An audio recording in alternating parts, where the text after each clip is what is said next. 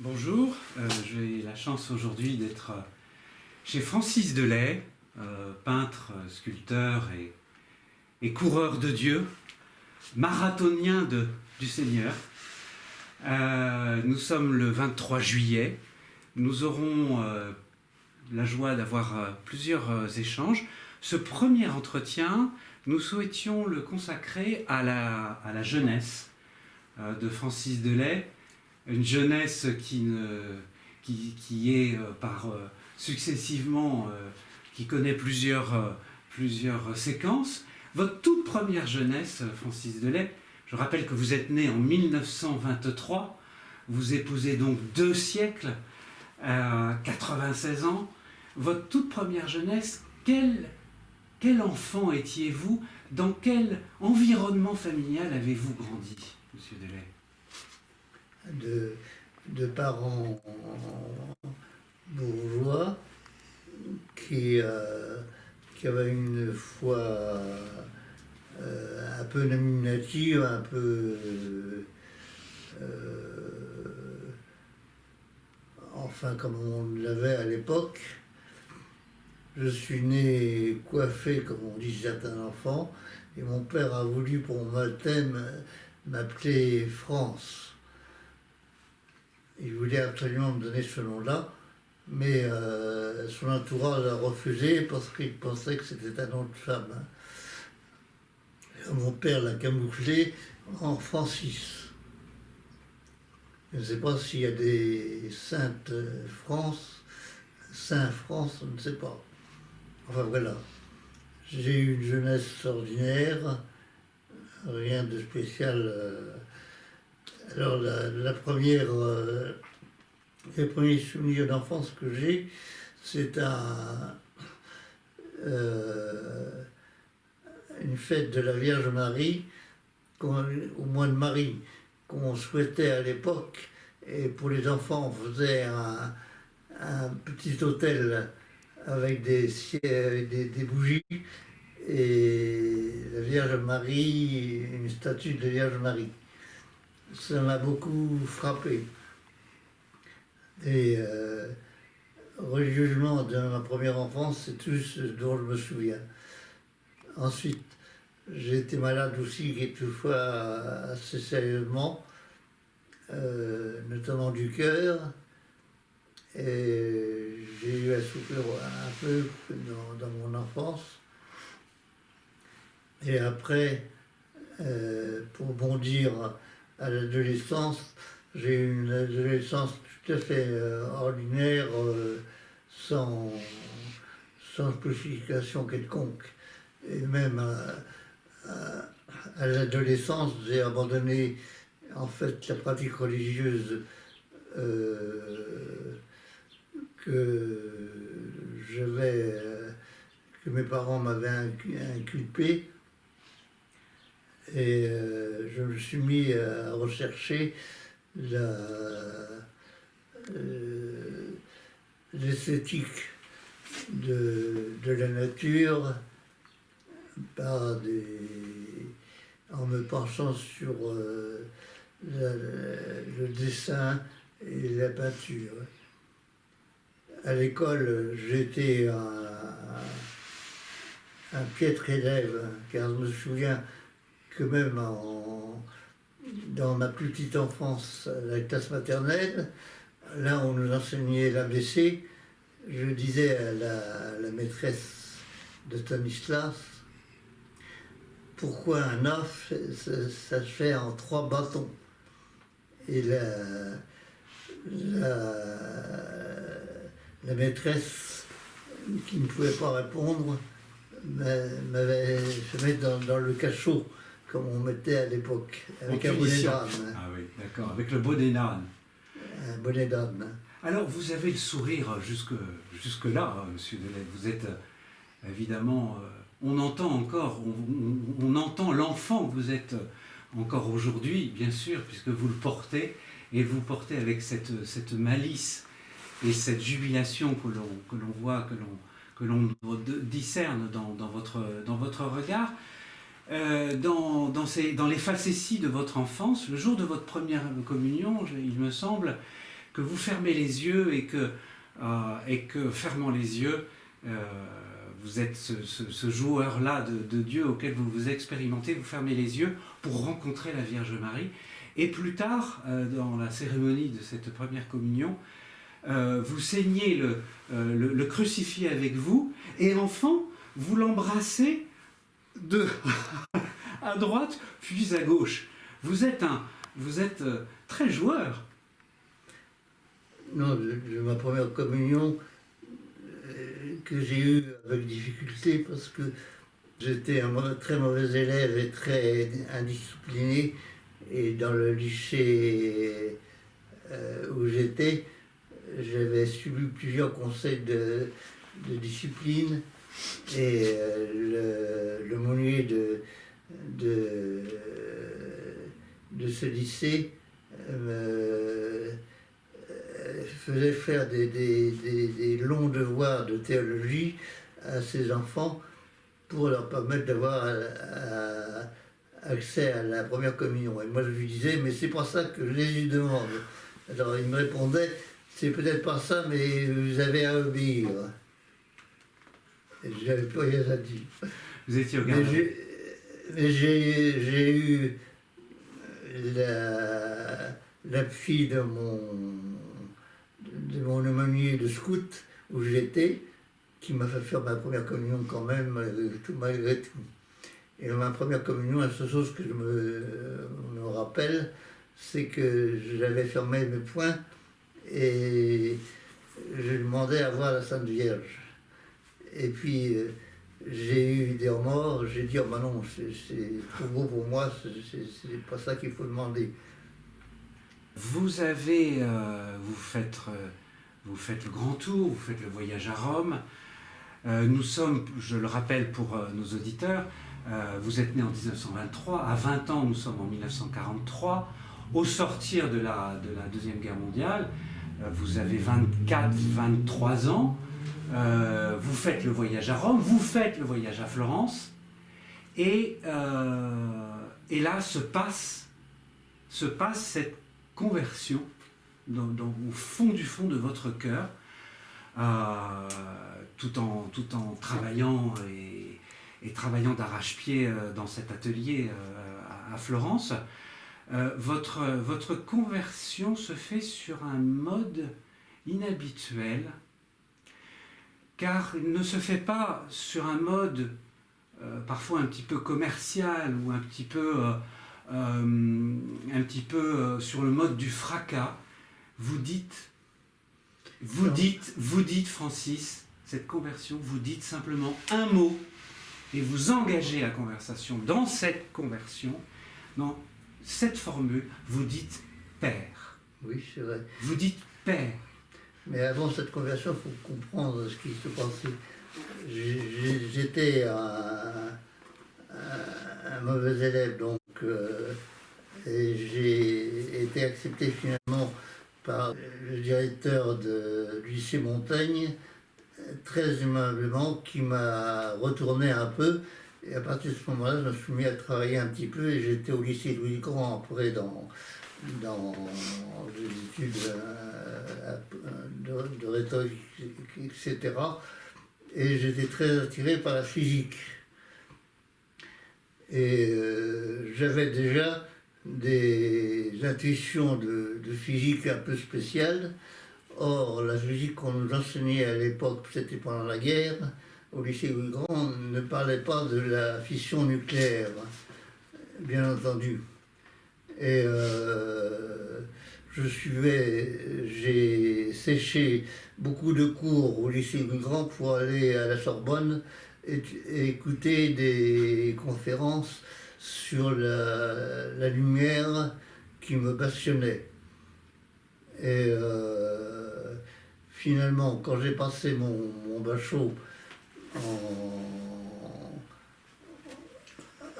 j'ai eu la chance pendant la guerre, ouais, qu'il se passe que par écrit à cause des événements, mais dans le contexte de l'examen, il y avait un mot, lumière. Et à ce moment-là, je n'ai pas lu le contexte lui-même, et j'ai fait un devoir sur la lumière qui m'a valu 9 sur 20 parce que c'était un hors-sujet magistral, et je n'ai pas eu mon chaud à cause de ça. Et quand j'ai dit à mes camarades, vous savez, j'ai fait un très beau sujet, je vais être reçu, ils m'ont dit, mais non, c'est pas du tout ça, c'était pas la question. Et finalement, à ce moment-là, grâce à la vie de la guerre, où beaucoup de mes camarades étaient dans la résistance, j'ai choisi plutôt que la physique, les beaux-arts, et c'est là que je me suis inscrit à l'atelier de sculpture de Maître Gaumont, où il y avait déjà un de mes camarades qui devait devenir célèbre, qui s'appelait César, et qui déjà dans son coin commençait à faire de l'art abstrait, de la sculpture abstraite. C'est à partir de ce moment-là que j'ai eu une fois une question, comme je travaillais beaucoup dans la sculpture, mes camarades m'ont dit « Oh, toi tu es chrétien pour travailler autant ». Alors moi je lui ai répondu « Moi je suis chrétien comme tout le monde ».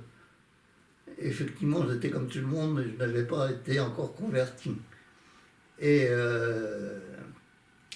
c'est en visitant, après mon voyage à Rome que j'ai fait, que j'ai visité Florence et le couvent Saint-Marc, où il y avait une annonciation de la Vierge Marie qui m'a touché, que je suis revenu à Paris, et que en voyant dans ma visite journalière que je faisais au musée du Louvre en tant qu'étudiant, pour admirer tous les grands maîtres classiques qu'il y avait là, que j'ai vu la Vierge au lapin, qui m'a montré toutes les touches hésitantes et erronées du maître Titien, et qui m'a brutalement montré que l'art c'était rien du tout, que c'était un essai absolument laid. Et moi qui avais fait de l'art classique ma religion, ça m'a retourné complètement. Et c'est là que du coup je suis retourné à mon atelier que mon père avait acheté pour moi, et que j'ai dit un mot, effectivement, père. Et à ce moment-là, j'étais soulevé de terre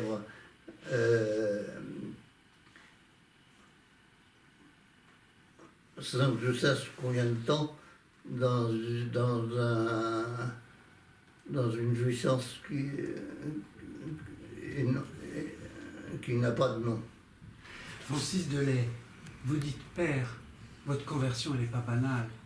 Est-ce que vous entamez une conversation? Quand vous dites père, vous êtes dans la rencontre, vous êtes dans la relation, vous êtes dans ce face-à-face. Vous êtes dans quelque chose qui n'est pas au perché, qui n'est pas d'un mysticisme inapprochable. Votre conversion se fait conversation. Et vous dites vous-même que c'est au retour du Louvre, que dans l'atelier de votre père, sous cette verrière. Nous sommes ici tout près de Chartres, et on ne manquera pas de penser évidemment à Notre-Dame de la Belle-Verrière. Mais vous êtes à vous adresser à lui, à l'Éternel, en engageant la conversation qui, il me semble, vous situe sur un mode déjà d'humilité, Père. Et c'est ce Père qui va orienter aussi tout votre travail de sculpteur. Je le rappelle pour nos auditeurs, vous êtes engagé par les monuments historiques dans vos années de jeunesse comme compagnon du Tour, comme sculpteur, puis comme tailleur de pierre, dans ces cathédrales dans ces cathédrales de France, endeuillées par les bombardements des forces alliées, vous vous rendez à Beauvais, vous travaillez à Nevers, vous travaillez à Rouen, ce père de votre conversion, ce père de votre conversation, vous le taillez dans la pierre, vous le sculptez. Comment ça se passe? Comment ça se passe dans ces cathédrales, dans notre pays, dont vous participez à la restauration de ce blanc manteau de nos belles églises et cathédrales? Avant d'être engagé comme sculpteur des monuments historiques et par la suite comme tailleur de pierre, apprenti tailleur de pierre, après ma conversion brutale à l'atelier et mon extase en quelque sorte, je suis retombé sur terre et là j'étais comme damné et pendant 3 ans je me suis cru damné au milieu des souffrances intérieures énormes et mes parents affalés m'ont conduit de clinique en clinique pour essayer de me guérir. Et les médecins de l'époque me disaient que j'étais condamné à vie. Or, c'est au bout de 3 ans de cette épreuve, j'ai vu dans une librairie un livre qui s'appelait Un appel à l'amour. Oui. Je l'ai lu en une nuit et le lendemain matin, j'étais complètement guéri. Et c'est à partir de là que j'ai commencé le travail comme sculpteur des monuments historiques et comme tailleur de pierre par la suite, me jugeant pas digne d'être sculpteur. Effectivement, je n'avais pas de talent en fait. On jugera du peu de talent de Francis Delay, peut-être, je dis bien du peu de talent entre guillemets.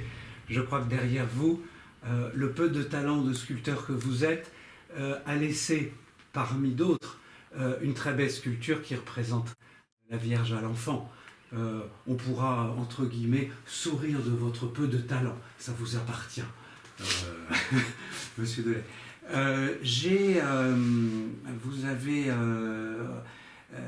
Nous sommes vous avez 25 ans. Vous hésitez, vous êtes engagé, vous avez fait les Beaux-Arts de Paris, vous avez fait le voyage à Rome, vous taillez, vous sculptez dans nos cathédrales, mais vous allez au Bec et Loing. Vous allez au Bec et Loing, à l'abbaye du Bec, à Caen, près de Caen, et là, vous êtes pas loin de vous faire bénédictin. Dites-nous ça. Comment ça se passe? Quand j'étais sculpteur du monument historique, un jour sur la toiture de l'église de Saint-Étienne, où je faisais des crochets en pierre décoratifs, j'ai eu la vision de toutes les religions du monde, parce que je commençais déjà à méditer profondément sur Jésus-Christ, sur l'Évangile, etc. J'avais lu du reste plusieurs fois le livre de mystique qui m'avait éclairé. Et j'ai eu la vision de toutes les religions, il y a 5 religions qui se présentaient à moi. J'avais la foi authentique, une foi, mais sur mon cœur, j'avais comme la main d'une femme. Et si j'avais la foi en la religion, j'avais mon cœur qui n'y adhérait pas. Et j'ai vu ainsi de suite toutes les religions avec la foi, mais sans adhérer avec mon cœur que la main d'une femme me protégeait. Ça, c'est un événement important que j'ai eu pendant mon travail de restauration des églises et des cathédrales. vous vous rendez en forêt de Fontainebleau, et puis vous vous rendez compte que parlant de cœur, vous allez très vite adhérer au cœur de cette personne qui va devenir votre épouse, qui est Évelyne Lourdin. Et Évelyne Lourdin, avec l'entremise aussi et la complicité du Seigneur, vous dit que c'est aussi peut-être là votre place plutôt que d'être bénédictin, et vous allez concilier votre statut d'époux tout en laissant évidemment votre enracinement et votre foi guidant votre vie, guidant la fécondité de vos œuvres. Votre œuvre est prolifique.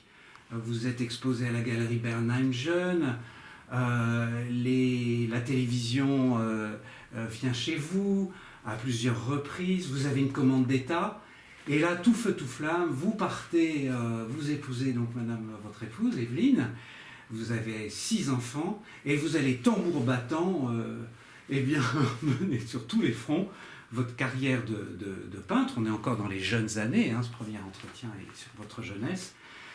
Comment vous menez tout de front? Comment vous menez finalement vos 2 épouses, si je puis dire, notre mère à l'église, et votre épouse, Madame Jourdain, vos 6 enfants, les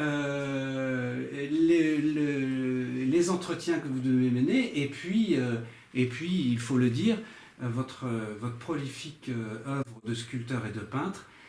J'en veux une date, un temps. Vous n'avez pas 40 ans.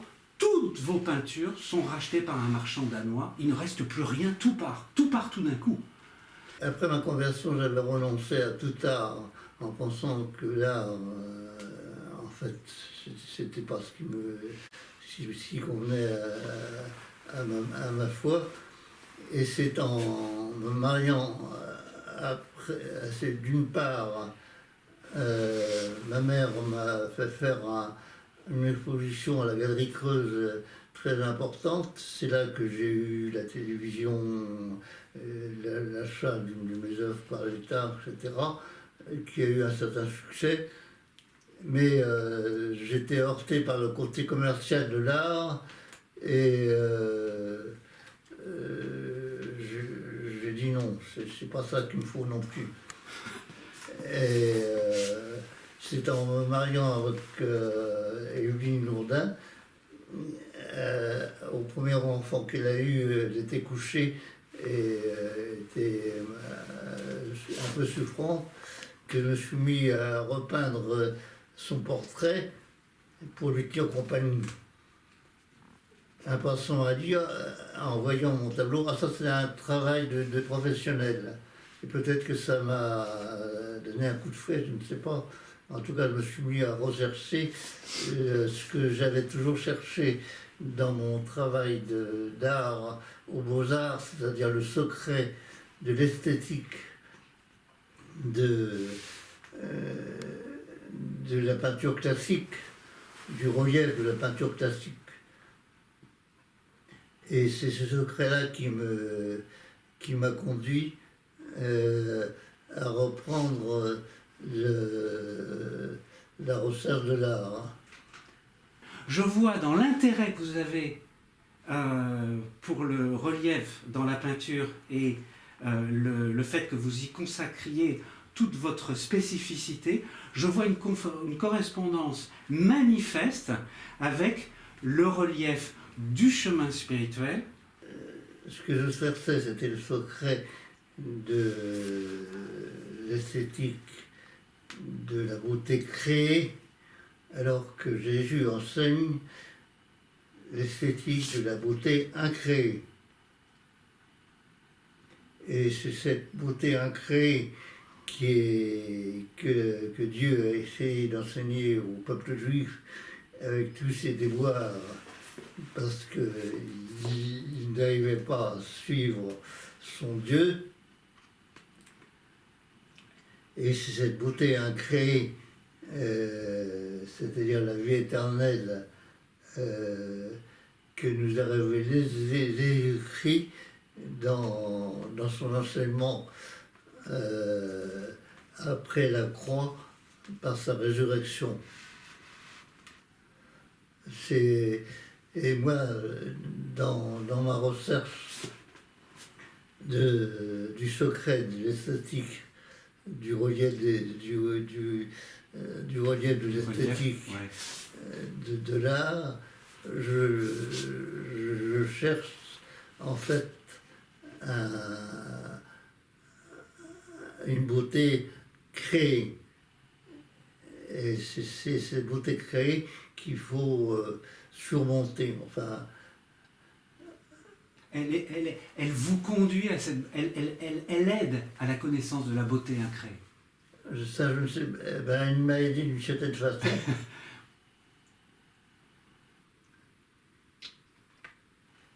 Oui.